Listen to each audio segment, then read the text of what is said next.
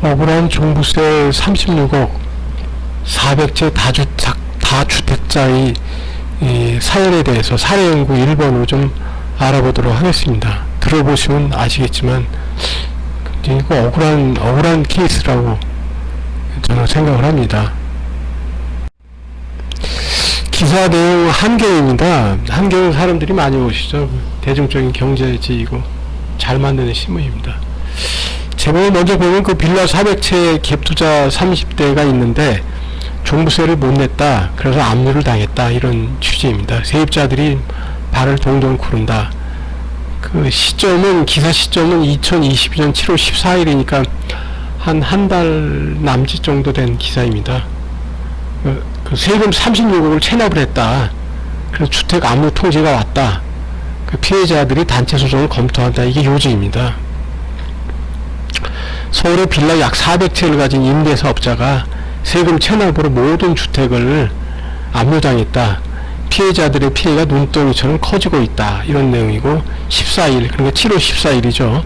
중랑구 임대사업자 현황에 따르면 30대 남성 A씨는 올해 3월 기준, 그러니까 2022년 3월 기준 다세대 주택과 오피스텔을 서울에 395채, 의정부에 3채를 보유했다. 근데 A씨가 세금을 내지 않는 바람에, 종부세입니다. 종부세 36억을 일회성에 한 번 나온 건데 내지 않는 바람에 세무당국은 이 주택을 모두 다 압류하기로 했다.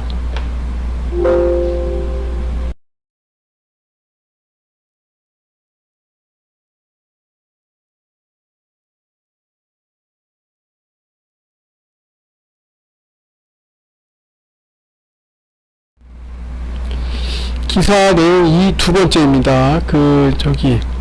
해당 주택의 세입자 B씨가 그러니까 6월이죠. 2022년 6월이죠. 서울의 한 세무서로부터는 압류 통지에 따르면 A씨가 지난해 2021년 말에 미납한 종합부동산세는 약 36억 원이다. 세무당국은 A씨가 국세를 체납해서 보유주택을 포함한 모든 재산을 압류조치했다. 압류등기를 했다 이런 뜻이죠. 부동산이니까 압류등기죠. 구체적인 체납 액수는 밝힐 수 없다 라고 말했습니다. A씨는 매매가와 전세가의 차익이 작거나 거의 같을 때 소액으로 주택을 매입하는 이른바 갭투자 방식으로 빌라를 수백 채, 한 400채 가까이 사들인 것으로 추정되고 있다. 3번 기사 내용, 한경 기사 3번 내용이죠. 하지만 수십억에 달하는 세금을 감당하지 못해 주택이 모두 압류되면서 36억을 못 냈죠. 한 번 나온 건데 세입자들은 전세 보증으로 돌려받지 못할 위기에 놓였다. 그래서 A씨로 인한 피해를 본 세입자 70여 명이 이제 단체 채팅방에 모여 대책을 논의하고 있다. 이들 각각의 피해 보증금은 각각 2, 3억 대인 것으로 전해졌다. 네 번째 기사는 이제 이를 바탕으로 단순 계산하면 현재까지 피해액이 175억 원에 달한다. 대충 추정치죠. 175억이라는 게. 게다가 E씨의 보유주택이 400채에 가까운 것으로 고려하면 아직 피해 사실을 인지하지 못한 모르는 세입자들도 다수 있을 것으로 보인다. 피해자들은 주택 압류 사실을 통보받고 경위를 파악하러 A씨에게 연락을 취했다. 근데 A씨가 계속 연락을 받지 않고 있다. 답답한 심정을 토로했다. 피해자 모임을 주도한 C씨는 지난달 22일 6월달이죠. 6월 22일 서울 성북경찰서에 A씨와 건축주를 사기혐의로 고소했다. 다음 주 고소인 조사를 받을 예정이다. 다른 피해자들도 단체로 형사 고소하는 방안을 검토 중이다. 다섯 번째 기사 내용이죠. C씨 측은 고소장에서 A씨가 채무 초과 상태의 무자력자다. 별다른 수익도 없이 임대차 기한이 지나더라도 보증금을 반환해줄 의사나 능력이 없다. 건축주는 이른바 전세 보증금 먹튀를 했다라고 주장을 했습니다. 피해자들이 A씨를 상대로 보증금 반환 소송을 제기하는 방안도 논의 중입니다. A씨는 지난 2019년 부동산을 다루는 지상파 예능 프로그램의 보조 중개인 자격으로 출연한 적도 있는 것으로 전해졌다. 이번에는 중립적인 입장에서 기사에 대한 내용을 갖고 분석을 하는 걸 한번 해보겠습니다. 1번. 분석 1번이죠. 갭투자는 불법인가? 결론부터 말하면 불법은 아닙니다. 다주택자가 예를 들어서 갭투자를 통해서 여러 주택을 구입하는 것 그 자체가 이런 투자가 불법인가? 기본적으로 갭투자는 불법이 아니고 일반 국민들도 필요에 따라서 얼마든지 갭투자를 하고 있고, 우리가 흔히 전세 끼고 집을 산다고 하는 게 이게 바로 갭투자입니다. 근데 전세 끼고 집을 사는 건 흔한 일이죠. 돈이 없을 때 미리 좀 전세를 좀 샀다가 돈을 모으면은 세입자를 이제 전세금을 주고 나가라고 하고 거기에 이제 사람들이 들어가서 살고 하는 게 아주 일반적인 그거죠. 그러니까 이게 뭐 불법이라고 할 수는 없고, 만약 다주택자가 이제 빨리빨리 이제 뭐 전세금을 못 내준다든지 아니면 거기에 어떤 불법적인 요소가 있으면 그 자체가 뭐 불법적일 수도 있겠지만 갭투자 자체는 불법이라고 할 수가 없습니다. 자, 그러면 두 번째 분석, 실제 A씨의 재산은 얼마나 될까요? 종부세를 36을 낸다고 하면 그의 재산 뭐 어마어마할 것 같은데 실제로는 그렇지 않은 것으로 보여집니다. 왜냐하면은 A씨는 갭 투자를 통해서 집을 구매한 것으로 보이기 때문입니다. 아마도 A씨가 구매한 집은 비싼 아파트가 아닌 빌라나 다세대 같은 것으로 추정이 되고, 오피스텔, 빌라, 다세대 이런 거로 추정이 되고, 통상 빌라나 뭐 다세대 같은 경우는 전세가나 매매가가 큰 차이가 없습니다. 따라서 400채 다주택자 A씨라고 해도 그 실제 재산, 즉 전체 집 매매가에서 전체 집 전세가나 보증금을 뺀 금액은 뭐 그리 크지 않을 것으로 보여집니다.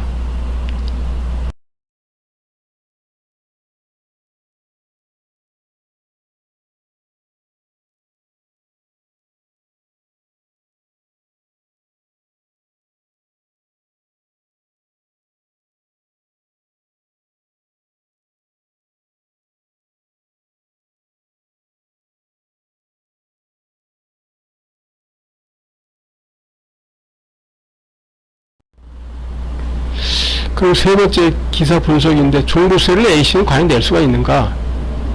못 낼 것 같습니다. 세율이 너무 높고 그 금액이 너무 커서 A씨는 종부세 36억 원을 낼 수가 없는 것입니다.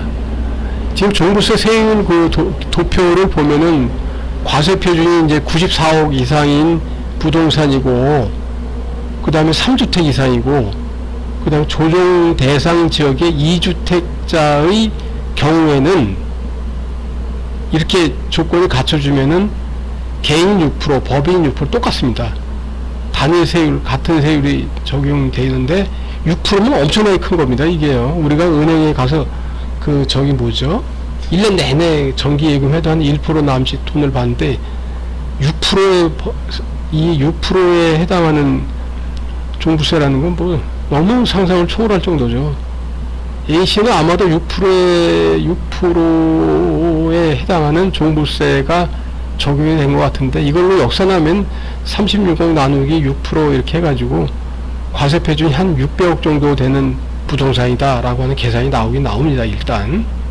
그런데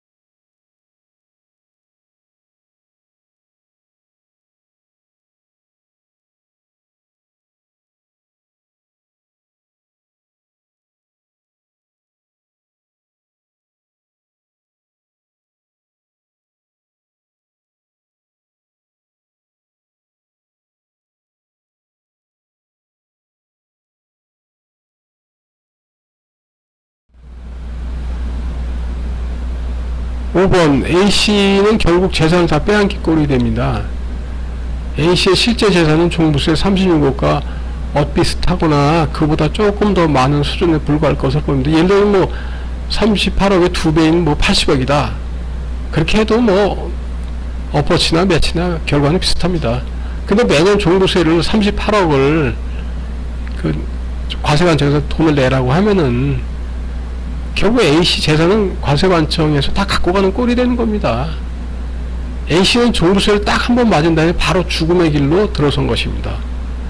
이는 이 같은 종부세는 국가가 국민을 보호를 해야 된다는 아주 기본적인 헌법 정신을 위반한 것입니다.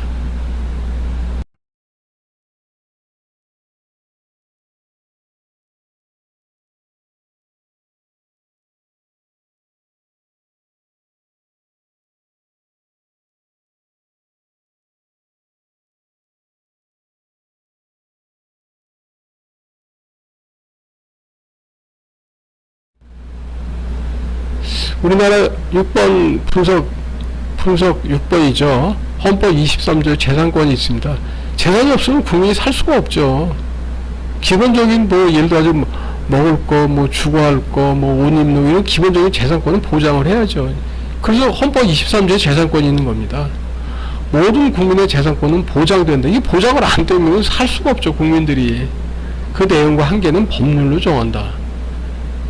이거 돈을 한꺼번에 A씨가 다 뺏겼으면은 거지가 된 거죠. 불쌍하죠.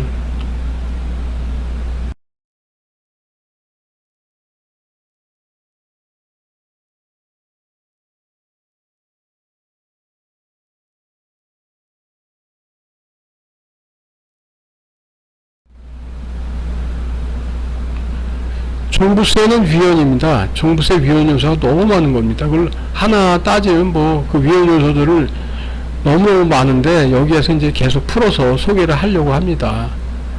뭐 홍준표 씨 대구시장 하시는 분이죠. 그분도 말씀하시는 종부세는 위헌입니다. 그래서 2021년 말에 A씨처럼 종부세를 맞은 사람들 약 100만 명, 정확히는 94만인가 96만인가 되는데 이분도 식구 포함하면 400만이죠. 400만이면 전 인구의 한 8% 정도 됩니다. 뭐 2%라고 누가 얘기하는데 그건 틀린 거로 저는 생각을 합니다. 이 100만 혹은 400만 식구들의 이 당사자들이 너무 억울한 겁니다. 그 당사자 각각의 그 구구절절한 사연들을 들어보면은 정말 눈물 없이는 들을 수가 없을 정도로 그게 전부 다 각각 억울한 것이죠. 또 이 억울한 거를 사람들이 또 알고 있는 게 그게 상식에 맞는 거죠. 이미 예시한 대로 A씨는 종부세 딱 한 번 맞은 다음에 36억, 38억 뭐 이렇게 한 번 딱 맞은 다음에 곧바로 파산, 죽음의 길로 들어선 것입니다.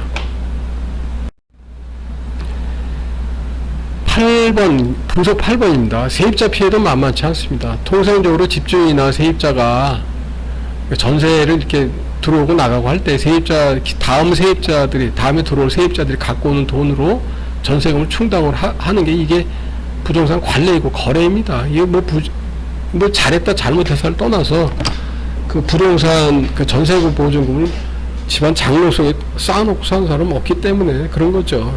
근데 만약 과세관청에서 A씨처럼 그런 경우에 그 400채에 대해서 순식간에 압류 등기를 다 해버렸다. 그러면 이 400채에 대해서는 부동산 관례, 부동산 거래는 한순간에 올 수도 다 정지가 돼버립니다. 매매도 정지, 전세도 정지, 뭐 월세는 조금 할 수 있을지는 모르겠지만 이건 뭐 압류 등기가 된 곳을 압류 등기가 되어 있는 부동산을 매매를 하거나 전세를 한다는 거는 상식적으로 있을 수가 없는 얘기죠. 그럼 400채, 그렇게 되면 만약 그렇게 된다고 하면은 400채에 해당하는 그 세입자들은 전세금을 통상적으로 받는 걸 못 받는 그런 불상사가 발생할 수도 있는 것입니다. 이분들이 이 400채에 해당하는 세입자들이 다음 세입자를 못 구한 일도 일어날 수도 있는 거고요. 뭐 이미 얘기했지만 이 집주인 A씨가 종부세 38억 원 세금을 못 내지 않았습니까? 그럼 뭐 자동적으로 파산이죠. 뭐 돈 한 푼 없는 거지가 되는 거죠. 400채는 다 공매 처분되고 사회적 문제가 일어날 수도 있는 거죠.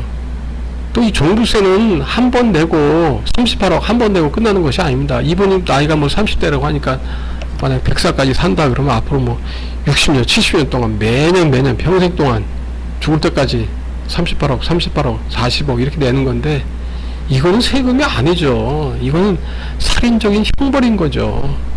그리고 종부세는 홍준표 씨도 얘기했지만은 종부세는 위헌입니다. 이건 잘못된 것입니다. 그래서 이런 실상을 알려드리기 위해서 이렇게 준비를 해서 말씀을 좀 드린 겁니다. 바쁘신데 보아주셔서 감사드리고 들어주셔서 감사합니다. 고맙습니다.